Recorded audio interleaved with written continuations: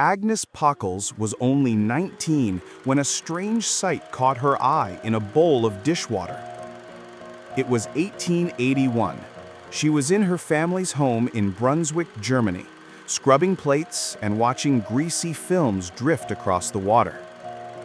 She noticed how a drop of soap completely changed the movement, how the surface acted as if it had rules of its own, rules she couldn't yet name. Most people would have rinsed the dishes and moved on. Agnes reached for a notebook. 1880 or 81, I observed unusual behavior on the surface of water. She had dreamed of studying physics. She excelled at science in her girls' school, but Germany in 1881 didn't allow women into universities. The doors weren't just closed, they didn't exist for her. And even if they had, she couldn't have gone. Her father returned from military service in Italy, frail from malaria. Her mother was also ill. Someone needed to care for them. Someone needed to manage the house. Like a soldier, she later said, I remained at my post, caring for my parents. But even soldiers keep their minds sharp, and Agnes's mind kept returning to the mysterious tension on the surface of water. Her younger brother, Friedrich, studied physics at Göttingen. He sent her his textbooks. She devoured them in secret, teaching herself the theory she wasn't allowed to learn formally. Then she returned to her sink, determined to investigate what she had seen. She needed a way to measure the invisible forces she was noticing, so she built one. In 1882, she created what she called a Schieberrinne, a sliding trough. A simple metal container filled with water with a movable divider that changed the size of the surface.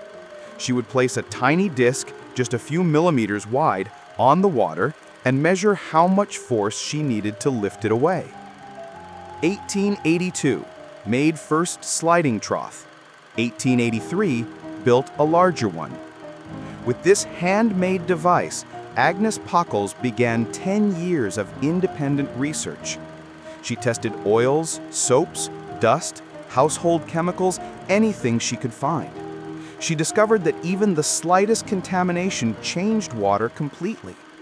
She noticed how she compressed a surface coated with certain substances, the tension stayed constant until a sudden, sharp shift occurred.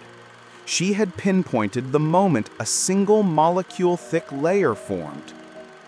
She calculated the size of that molecule-sized area, roughly 20 square angstroms. Scientists would eventually name this threshold the Pockels Point. 10 years of experiments, no lab, no funding, no colleagues, a kitchen sink and a homemade trough. Yet her measurements were so precise, they astounded later researchers. And she had no way to publish any of it. I could not submit my results, partly because journals would not accept work from a woman, and partly because I lacked access to other research. She felt alone, unsure whether anyone else on Earth was even studying the same thing. Then, in 1890, she saw a paper by Lord Rayleigh, a renowned English physicist. He was asking the exact same questions she had been studying for a decade. Agnes did something bold. She wrote him. On January 10, 1891, she mailed Rayleigh a 12-page letter describing her apparatus, her experiments, her discoveries. She apologized for the intrusion. She downplayed her own brilliance. My lord, please excuse the boldness of a German woman sending you a scientific letter.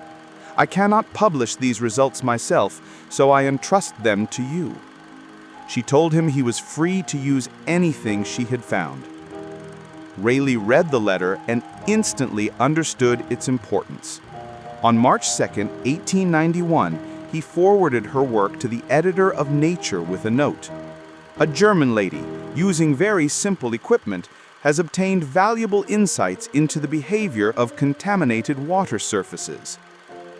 10 days later, Agnes Pockels' work appeared in Nature under the title Surface Tension. She was 29. She had never gone to university, and her kitchen discoveries had just become part of scientific history. Decades later, scientists would describe her letter as a turning point in the development of surface chemistry. Yet her recognition was fragile. Had Rayleigh dismissed her, ignored her, taken credit? Countless women in history had watched their work disappear into the shadows of male colleagues. But he championed her, and that made all the difference. After her breakthrough publication, her life began to shift. She corresponded with Rayleigh. She published 14 papers over the years. In 1893, Göttingen even offered her space to continue her research. But she refused. Her parents still needed her. So she kept experimenting at home. She improved her trough. She discovered that even airborne dust could ruin a measurement, an insight professional labs wouldn't catch for years. She measured single molecule films down to 13 angstroms. She laid the foundations for modern surface science. In 1917, an American chemist, Irving Langmuir, began using her method at General Electric. By refining her sliding trough, he proved the existence of monolayers and uncovered principles that reshaped physical chemistry. In 1932, Langmuir won the Nobel Prize. The device he used? Today, it's called the Langmuir-Blodgett trough. Some include her name. Most do not. Agnes Pockels finally received recognition when she turned 70. In 1931, she received an award from the German Colloid Society. The next year, the Technical University of Braunschweig awarded her an honorary doctorate, its first ever to a woman. To this day, she remains the only woman to have received that specific honor. She had waited 40 years. "I am glad that my work is being used by others," she wrote. Agnes Pockels died on November 21, 1935, in the same city where she had washed dishes and watched grease swirl on water. She never married, never had a scientific job, and never stopped asking questions. Today, the Agnes Pockels Laboratory at the Technical University of Braunschweig teaches children, especially girls, by letting them learn science hands-on. Just simple tools, simple observations, no formal training required. Exactly the way Agnes worked. She proved that brilliance doesn't need a fancy lab, just curiosity, persistence, and a kitchen sink. What lessons did you learn from Agnes's journey? I would love to hear your thoughts in the comments. Subscribe and like for good luck.